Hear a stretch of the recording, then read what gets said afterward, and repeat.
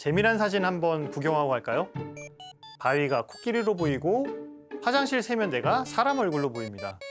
이 같은 현상은 변상증 혹은 파레이돌리아 현상이라고 부르는데요.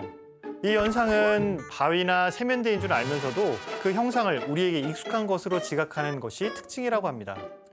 혹시 우리는 일상에서 보이는 것들을 있는 그대로가 아니라 우리에게 익숙한 것으로 바라보고 있지는 않을까요? 올해는 남과 북이 분단된 지 79년이 되는 해입니다. 분단이 지속되는 동안 남북 관계는 갈등과 화해를 반복해왔죠.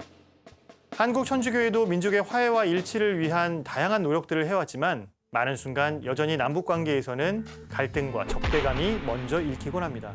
어쩌면 우리에게 화해보다는 갈등이 익숙하기 때문일지 모릅니다. 이런 현실에서 한국교회는 민족의 화해와 일치를 위해 어떤 일들을 해왔을까요? 오늘의 주제는 화해를 향한 여정입니다.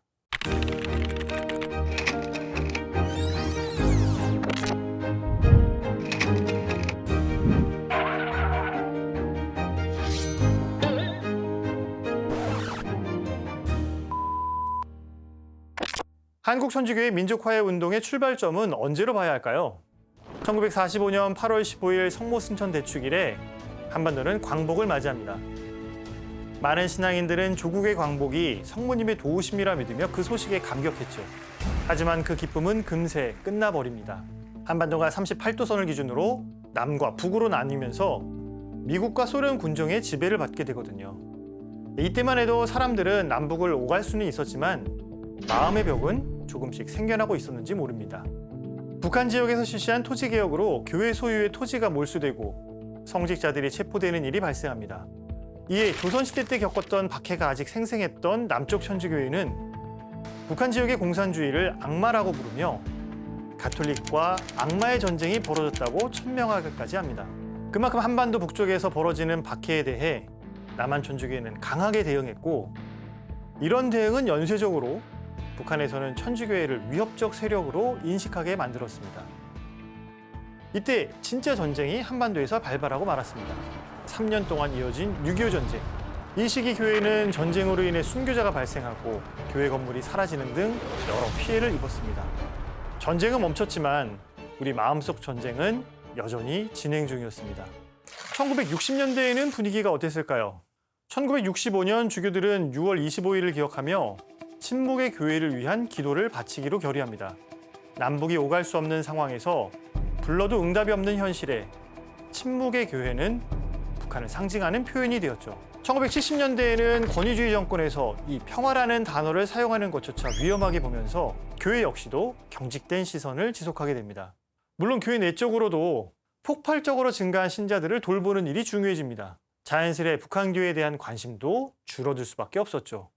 물론 교회는 매년 남북 관계나 통일 관련 메시지를 발표했지만 구체적 행동을 취하기는 어려웠던 시기이기도 했습니다. 그러던 와중 1980년대에 한반도 화해와 일치를 향한 여정에 아주 결정적 변화를 만든 변수가 발생합니다. 우리 교회는 1984년 맞이하게 되는 한국 천주교 200주년 기념행사를 준비하며 역사상 처음으로 교황님 방한을 추진하죠.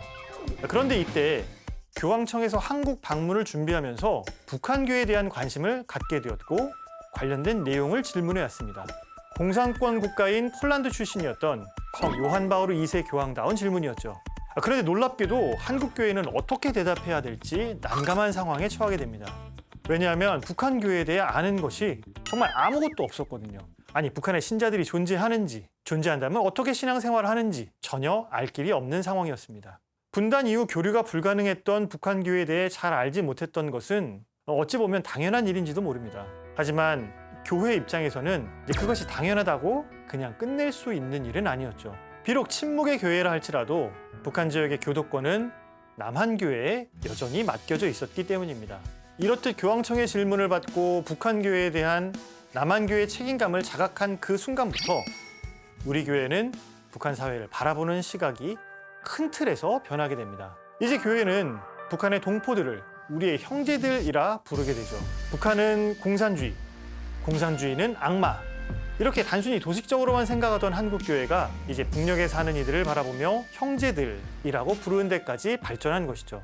왜 인간관계에서도 막 이놈 저놈 하면서 험하게 부르다가도 형님, 동생 이렇게 되면 그 관계가 발전되듯이 한국교회의 민족화해 운동은 1984년을 중심으로 커다란 전환을 맞이하게 됩니다. 1982년 설립한 북한 선교부는 3년 후 북한 선교위원회로 명칭을 바꾸면서 주교회의 공식 기구로 승격되는데요. 그만큼 북한 교회에 대한 한국 주교님들의 관심이 더 커졌다고 볼 수 있습니다.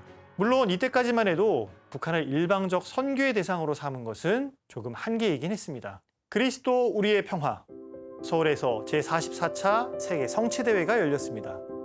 이제 남한교회는 전 세계 교회 앞에서 반공이 아닌 평화를 이야기하게 됩니다. 당시 김수환 추기경은 이 대회에서 북한교회 신자들을 공식으로 초청했지만 북한교회에서는 그 누구도 이 초대에 응하지 않았습니다. 어쩌면 응답하지 못한 것일 수 있겠죠. 한반도의 남쪽 신자들만 참여한 이 대회에서 성 요한 바오로 2세 교황은 여러 차례 한반도 평화를 강조했고 우리에게 평화가 얼마나 중요한지를 다시금 기억하게 해주었습니다. 자, 이제 1990년대입니다. 이때부터는 드디어 민족화해 운동의 씨앗이 싹을 틔우기 시작합니다. 1991년 교회는 침묵의 교회라는 표현이 북한 주민을 불편하게 만들 수 있다고 생각해 기도문의 명칭과 문구를 수정합니다. 한 핏줄 한 결의이면서도 서로 헐뜯고 싸웠던 우리의 잘못을 깨우쳐 주소서라고 기도합니다. 이 구절에서 알 수 있듯 교회는 한쪽이 모든 문제의 원인이라는 생각을 넘어 남과 북이 화해의 당사자라는 점을 직시하고 그동안 서로에 대해 가졌던 증오심을 뉘우치길 바라는 단계에 이릅니다. 교회의 변화에도 불구하고 우리 안에는 북한에 대해 적대감을 갖는 사람, 무관심인 사람, 화해가 필요하다 생각하는 사람 등 다양한 마음이 공존하고 있습니다. 평화를 바라고 평화를 위해 기도하면서도 여전히 평화로운 한반도는 먼 미래의 일처럼 느껴지죠. 하지만 악마라고 칭했던 대상을 형제라 부르게 되고 북한을 선교의 대상에서 화해의 대상으로 인식하게 이른 것은 우리 교회가 그동안 노력해온 민족화해 운동의 결실이라 볼 수 있습니다.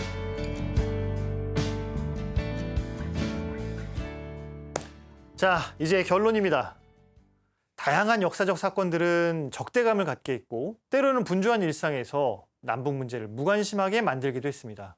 그러나 증오와 미움만으로 새로운 관계를 만들 수 없다는 것은 예수 그리스도의 가르침이기도 하죠. 행복하여라, 평화를 이루는 사람들. 그들은 하느님의 자녀라 불릴 것이다.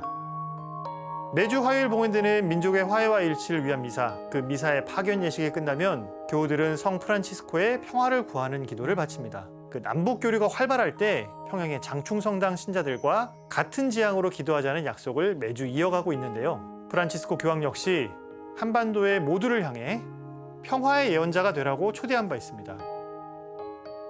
한국교회와 우리 신자들이 민족의 화해와 일치를 위한 노력을 지속한다면 언젠가 우리는 평화가 더 익숙한 날을 만날 수 있지 않을까요?